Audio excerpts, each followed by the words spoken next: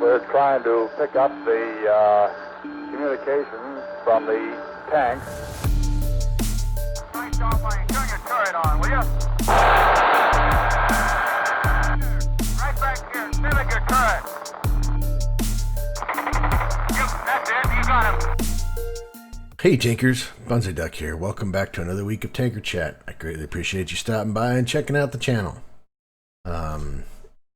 Yeah, here we are. We're in the garage. Char for sure. I completed front lines, got my 12 tokens, went to the tank dealership and said, hey, give me that French medium.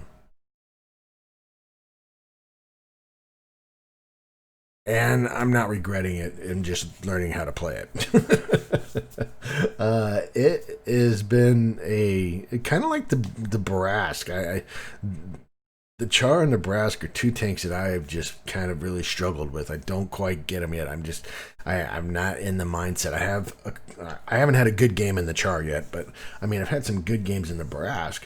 But the reload is just on both of them. It's killer.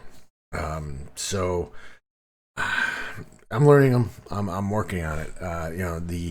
The reload on this thing is 35.98 seconds. That's the whole clip reload. Okay, 4-second interclip shot or interclip reload. Between shots, and that's a little tough because I'm used to like the Lorraine, which is it's got a long reload, clip reload, 30 seconds I think, but it's a kabam, kabam, kabam, and the Bat Chat 25 TAP, long clip reload, and I can deal with the long clip reload because I know that it is what it is. I can't change that, but the interclip is faster. So the Char is it's proving to be a not a nemesis. It's not a nemesis. It's I'm having to adjust my play style, to be honest with you. But in all honesty, it's got a nice hitting gun, and it definitely will do some damage. So I think in the hands of a skilled player, this tank is a beast. In the hands of the average Joe like myself, or I should say myself, because I don't profess to speak for all of you, but in the hands of an average Joe, it's going to take some time. You're either really going to just click with it, or you're going to take some time to really learn. I've learned I have to play. I can't play frontline with it. Obviously, it's just not a frontline tank, I've had some success. Basically being a bush sniper in it. But yeah, it's. I already had the AE phase 1, right? So, and I'm not a heavy guy. I'm a medium type player. So, that's where it is, and that's what I chose. So, I will have a review for it as I get a few more games under my belt. Right now, as you can tell, my my rating sucks, 2.33%. Oh man, I'm terrible. But I think I've only got maybe 3 games in it, 3-4 games, so it hasn't been good. Channel update. Everything's going great. YouTube got a ton of videos. I appreciate that. We're getting a ton of Ace Tanker videos, and again, I appreciate that. If you have videos of bad games out there, and you're not afraid to share them with us, by all means, send them in. I'd be happy to kind of go over them, and maybe you can send a little note as to what your thoughts are as to what happened, and then we can all learn from mistakes. If you play a perfect game, then you didn't make any mistakes, right? And so there's nothing to teach because not everybody can play perfect games, right? So I started yesterday keeping notes of games that there were things I wanted to point out. So I'll be going through those and adding and intermixing those into the weekly videos. We'll still have the morning video like we normally do, but now I'm going to maybe start throwing in a daily, randomly a daily video of I haven't figured out the title for it yet. It'd be like WTF or WTH or Don't Be This Fool. And I'll just have my picture on there. Don't be like him. And so, but yeah, just what happened? It's kind of so. Anyway, I'm coming up with. I'm still working on it, but Twitch. I apologize to everybody for kind of going radio silent on Twitch.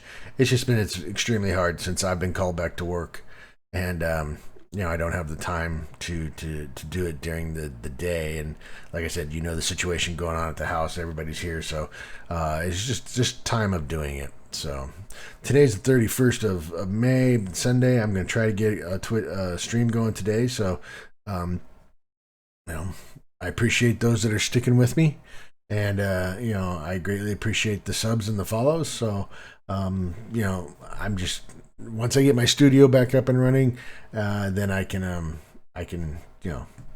focus more time on it. I've already put my foot down and demanded, asked the house general if she'd give me some more time to do it. So, that is what it is. But so anyway, we got a lot of news this week. Some of it I'm still trying to digest. But let's go through the news. All right, well, here we are at the home page. So let's see what we got going on. 1 day left in the Chieftains Challenge. Let's see, the last video for this group here is out. So as we'll go from the oldest to the newest, because the newest is the one that's got the most information, right? So we had some updated cheaters got banned. Updates, some cheaters got banned. They penalized 491 and 340 accounts. Jeez, and the first warning for 155. That was first warnings, and 151 got permanently banned. So, as you can see, I've started running some mods again. I'm trying to stick with strictly non-XVM mods, but more or less just kind of show the. I like a different display on the team's HP and stuff like that. I was running some mods, that showed the percentages for the players, and that was just for my own personal gratification to try and understand what type of games I was getting into. I went back and removed those yesterday, and because I kind of got an idea on my own behalf, of what kind of players are out there. Where do they? Am I constantly going up against full purple and blue teams, or But from what I could see, it was fairly spread across the board. So I can't say that even in the ass whoopings that we got that I've been on, I can't say that it was because the whole team was Unicums. So I can generally say it was because these three guys, but. Or these three tanks, but that So anyway, like I was saying, I took that off, and now I'm just back to my other mods. But it's you gotta be careful, and even though they say go here and use the mod hub to get your mods, and then they're all okay. I don't know. I have to assume that because they're up there, that Wargaming's going to say no, they're okay, but it's like you'd like to get a little a little sticker that says, "Hey, I'm using your approved mod." But then there's the guys who are using the cheater mods, and I don't understand it. If you got to cheat, it's not worth playing. To be honest with you, so don't do it. It's just not worth it. Let's see, sneak preview for June. Well, so. On the March 15th through June 9th, we're still running Battle Pass 1. For those of you who've gotten up there in the higher numbers of Battle Pass, hey, congratulations. I think I just completed 15 the other day, I want to say. Let's check I completed 16. So I don't play enough games, I guess is my problem. I just don't play enough. So I'm going to have to start playing more. Then we've got from the 25th through June 15th ongoing global map season, so that's nice. May 18th through June 15th, the 10th anniversary Act 2. For those of you, I'm assuming most of you have completed Act 2. June 3rd through the 29th, we got tank rewards. All right. Which, wow, I need to check that today. There's this YouTube series premiere. I'm not sure what that's all about, but that'll be interesting. It seems to be just in the North American. Check out the World of Tanks North America YouTube channel. So they've coming out with a new person. So it'll be interesting to see how that goes. On tracks look like they're going to be the Action X and the STRB 103. I already have the Action X, but I'm working on the Tier 9 of the STRB. Premiums, we're going to have, it looks like by the 30 days a lot proven the German Grabtanker Krupp, Tier 3 medium tank. We're going to have the Primo Victoria, the SU-85I, the VK-16801 Mobrocker, and the VK-4503, the Panzer, the Mutzes, the FV-10, the Sinlac, and the AMX 1370-57, and the WZ and the WZ-111 Alpine Tiger. So those will be coming all through the months of June. Special missions, tanks and metal damage, capture, and block. That'll be June through July. Okay. Also university missions as normal, and tanks and aces, the USSR and Vasily Strokzinsk. So I don't know what that means. Weekly events. Okay, so from the 5th through the 8th, it'll be 1.5. From the 12th through the 15th, it'll be times 2. From the 19th to the 22nd, it'll be times 4. And then the 26th through the 29th, times 2 weekend missions. So, not a whole bunch going on. I mean, it looks like the standard fare for a month of tanks. But yeah, at least now you have an idea of what's coming down the pike. Let's see, the 1.9.1 common test update. So in the latest common test of the 1.9.1, they're talking about the new season of Battle Pass, and it looks like we're going to get 2 new tanks. So it looks like the M48A5 Patton and the TVP T5051 will be the 2 tanks, as opposed to the 277 and the Conqueror. So those will be the tanks where you can get more of your bonus points, which is great because I enjoy both of those tanks. It's nice that they move to some medium tanks. That'll be interesting. Does that mean the next one's going to be lights? Possibly. It looks like some new 3D skins for them. Yeah. I'm not so sure about the TVP 5051. It made it look kind of like a praying mantis. I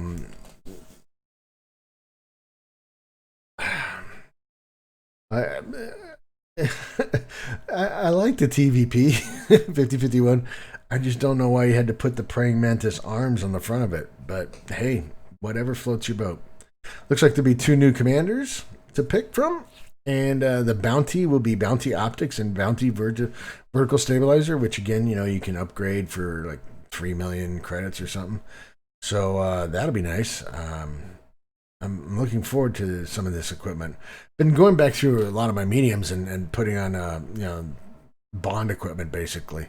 Haven't noticed that it's done extremely huge amounts of changes, but it's any advantage is an advantage, right?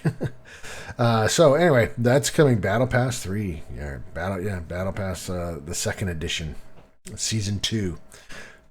So that'll be interesting. But that's being tested on the 3rd one, so that's coming down the pike. They're already in the 3rd test. My guess is that I wouldn't be surprised if we don't see it in the next week or so, to be honest with you, because Frontlines is done. They got to get this in there, so I think that's coming. All right, I'll try to fix the editing on that, but I had to stop and kind of wrap my head around what I'm going to talk about here, because I think it's significant. And there's going to be, I know it's just in Sandbox, but that means, and it's a thought process, but it kind of gives you an idea of what what the developer's thought process is when it's coming to equipment. Okay. So if you haven't seen this video, I strongly urge you to watch it. I'm not going to show it to you here because you can watch it yourself. All right. And we're not going to go through line by line of everything that's in here, but I would watch the video, and then I would come back and read this, okay, about what their thought process is for equipment 2.0. Some of it makes perfect sense to me, and I'm like, hey, great. I'm right there with you. Like the fact of no equipment for tier ones and reducing the amount of equipment on the lower tiers so that tankers don't have to worry about that so much, making it more affordable in the lower tiers. Cool. Maybe getting rid of some of the stuff that's not being used. Great. I'm all for that.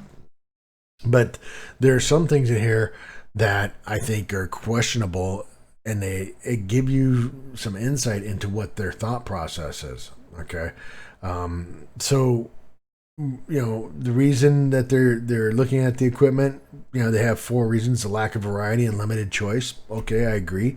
Several versions of the same type of equipment exist. Yes, a gun rammer is a gun rammer is a gun rammer. You don't need a class 1 gun rammer, a class 2 gun rammer, class 3 gun rammer. If the classes are based upon the tier or the type of tank they're going into, then just call it a freaking gun rammer and adjust the percentages. It doesn't have to be, oh my god, I've got 15 class 2 gun rammers, but I don't have any tank that I can put it on. Okay, a gun rammer. It's that simple. Change the cost per tier, All right. Limited variability of equipment configurations, regardless of vehicle class. Okay, in fact, the most players mount 3 basic combinations using the most popular types of equipment. An example would be, vertical ventilation and gun rammer. Okay, limited variability. Yeah, most people mount the equipment optics, verse stabs, gun rammer, whatever you want to. I might throw vents in there, whatever. But you're right. I mean, some people always put a spawn liner on their heavy tank because they just get tired of being bombarded by arty. Possible. Limited equipment costs do not adapt to vehicle of different tiers. Granted, 500,000 credits for a optics at a tier 2 is ridiculous. At a tier 10, okay. Tier 8, okay, maybe. But at tier 2, no. The one thing I never figured out is, and maybe somebody can answer this for me, and be happy to put this in chat, because I've been trying to figure it out. Vert stabs over gun laying drive. Give me your thoughts. Why do you choose one over the other? All right, I've gone out and watched all the videos that I can find as to why to take this over that, but I still ponder it. I don't know why, but I do. So give me your thoughts on that one. But anyway, I digress. There are many types of equipment to improve firepower, but few to improve or enhance the performance and characteristics such as mobility. Okay. As a result, some vehicle classes, light or medium tanks, cannot improve their key combat parameters. Okay, so you're saying I could make my object 140 faster? Is there a... Well, the only thing we do have equipment like the higher octane, or the governor. Take the power governor off, but that ruins your engine. Higher octane was expensive, and you really didn't get much for it. So it'll be interesting to see what they come up with on that one. All right. So again, they're changing the number of slots. Way to go. I appreciate that. I think that's the right idea. Introducing categories of slots and equipment. So here's where you need to start paying attention. All right. So they're going to come up with categories: firepower, survivability, mobility, and scouting. The same type of categories we have over there when you're looking at a tank. And it all kind of makes sense. According to our concept, the number of slots and categories available will depend on the tier. Okay, that makes sense. I can understand that. If equipment categories correspond to the category and the slot for which it's being placed, then the equipment will provide an increased bonus. What? Hold on. Yeah, rewind. Okay, each type of equipment will be assigned a category that it affects. So it will be easy to categorize all pieces of equipment that exist in the game. For example, a gun rammer improves reload time, so it belongs in the category of firepower. The only exception is ventilation, which includes 3 categories at the same time, and since improves all characteristics except survivability. Okay. We're taking this step to make this easier for you to navigate the variety of equipment and to implement new mechanics for assigned equipment to slots. For assigning equipment to slots. There will be a special place on a vehicle panel for mounting equipment, and of course, the new system will allow you to create plenty of different equipment setups. Okay. According to our concept, the number of slots in the categories available will depend on, for example, tier 8 through 10 vehicles have 2 categories. One slot, one for the first slot and one for the second. Tier 6 through 7 will have 1 category. If equipment category corresponds to the category of the slot, meaning you put in a gun rammer into the firepower slot in which it is placed, then the equipment will provide an increased bonus to your vehicle. If the categories don't match or the slot doesn't have a category, the equipment will not receive the bonus. However, any equipment compatible with specific tank can be installed in any slot, regardless of its category. It's up to you to decide where to place it. You can also move equipment between slots and restrictions without any restrictions or costs. Thank you. If I already purchased it for that tank, I should be able to put it in whatever freaking slot I want. Without you charging me for it. Improved and bounty equipment will provide a static bonus no matter what slot they are in, and won't be assigned to any of the 4 categories. In addition, improved equipment will grant bigger bonuses than it currently does. Oh my god! So now bond equipment's going to give you more of a boost. Okay. So this was the line that I thought was interesting. If the equipment category corresponds to the category in which the slot is placed, and the equipment is provided an increased bonus. So, if you put in, so this is the improved equipment listing: ventilation 0.75 to 0.85, stabilizing. Okay. So if you put, here we go, gun rammer. All right. So if it's in the right category, you get less than 10%. Now you get 11.5. Select the equipment category tab and see more details about the effect and the cost of certain equipment in the equipment. First value is the standard effect, and the second value is the increased effect when the equipment. So this is what I'm saying. They're telling us what equipment we need to use. What they think we should be using. Whether it's the same as what we're currently using or not, I don't know. I can imagine some of it is. I use a lot of gun rammers. I use a lot of vents. I use a lot of optics, a lot of vert stabs. I would actually have enjoyed one more slot. A 4th piece of equipment. I would have found that interesting. But so vents. Instead of the plus 5%, now it's plus 6.5 if you put it into firepower. All right. Now, it's gonna be used in scouting. It can be used in mobility. I thought it said it couldn't be. It can't be used in survivability. So if you were to put it into in the survivability box, you would only get the 5%. Does it make sense? Are you starting to? You picking up what I'm putting down? So that's something to keep in mind. Additional bonuses for existing equipment. Some existing equipment will receive new bonuses. Well, that's cool. That's great. I don't use most of this stuff, but okay. And now we have new equipment. So as if it wasn't confusing before, but now we have new equipment. Okay. So check out the new stuff that's coming down the pike. Yeah, turbocharger. Increases engine power by 10%. Oh my god. Improved tank helmets. Reduces the stun value by 25%.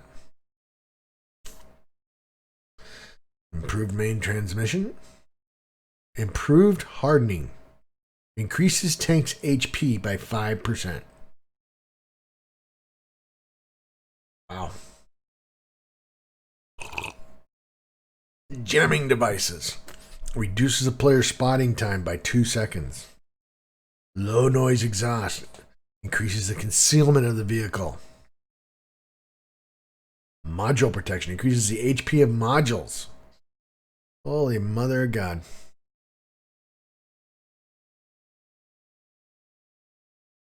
Experimental powder. Okay.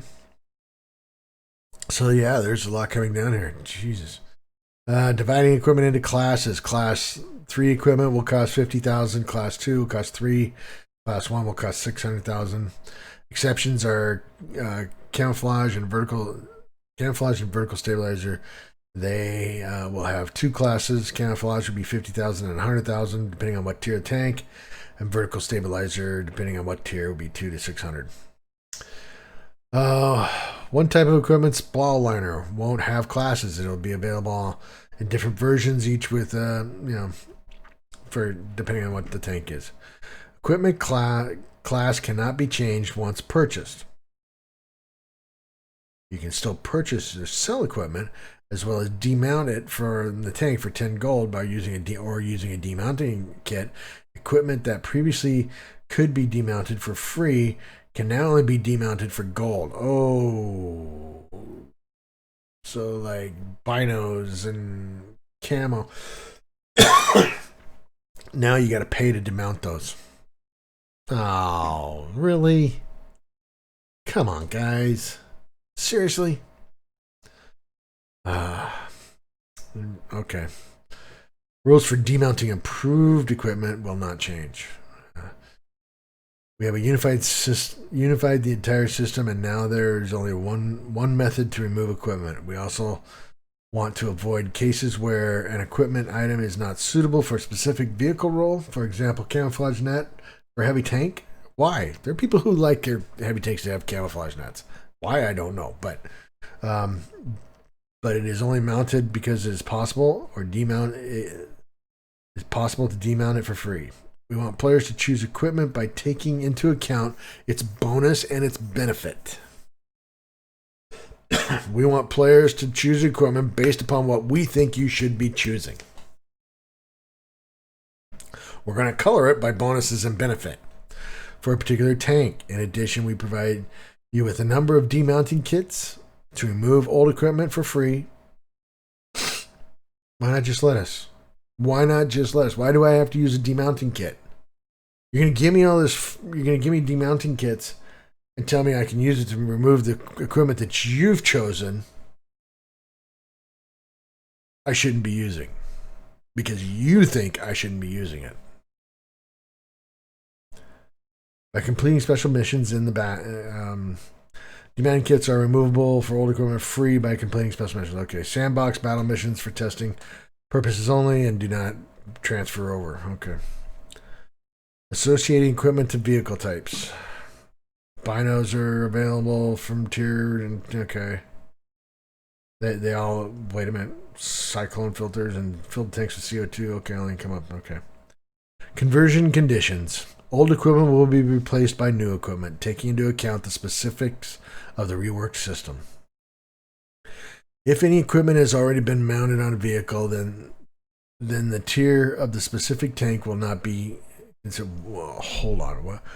If any equipment has already been mounted on a vehicle, then the tier of the specific tank will not be considered. For example, Tier 2 vehicles with coated optics costing 500,000 credits when all the changes take effect will have coated optics Class 1, which is designed for Tier 8 through 10.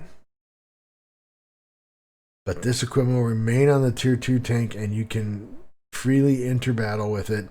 If you dismount the equipment, you'll be able to mount it on any vehicle that uses a specific class of equipment. However, you won't be able to mount it on another vehicle that uses a different class. Okay. I think I understand what they're saying. If you've got this on the tank when the conversion happens and then you demount it, you can only put that on the tanks that it corresponds to. You can't go back and put it back. Oh, okay. Wow. If any equipment was mounted on a tank for which it no longer to be used in the new system, for example, due to a different vehicle type, it will automatically be moved to the depot and converted. Moving equipment from one slot to another at the same time on the same vehicle isn't considered demounting. I wouldn't have thought it would be anyway. In some cases, the equipment cost will increase. Okay. For vehicles that will have fewer equipment slots in the new system on the sandbox server, all equipment from non-existent slots will be removed.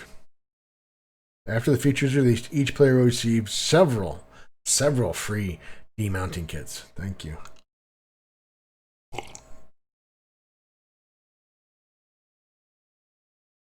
So anyway, like I said, there's a lot of information here. A lot of information. I do like the new interface.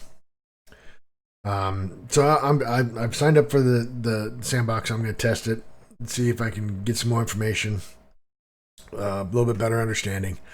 But that's a lot of information right there. So I strongly urge you to maybe not dive deep into it, but if you're going to, you need to be aware of what the thought process is. Look at what they're thinking when they're making these changes.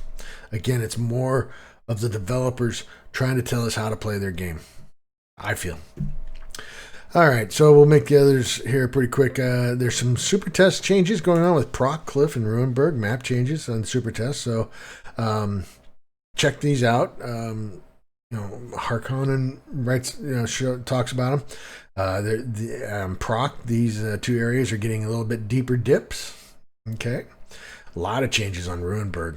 I mean, and opening up the building here, putting making this more of a wall here again. I remember, I think this used to be there many years ago, where you could get up on this over here and there was a wall and you could get shots down here, which was really nice. So lots of changes. Opening up these areas over here, that's interesting. That's going to be a huge freaking nightmare. And then Cliff, I mean, oh my goodness. I mean, he's opening up Cliff more, putting in some better berms and stuff like that. So a lot of changes. There is a video out there. It's kind of runs you through it. Doesn't really explain it. Well, they don't talk to you at all. But I mean, if you take that plus this, I think you can put together what's going on. But it's good that they're doing this. I like the fact that they're looking at making some changes to maps, and I just wish they were a little more. I just wish they do it more often. And where is, where are the new maps? Where are the maps you're bringing back? You keep talking about bringing them back, but I haven't seen them yet. Let's see.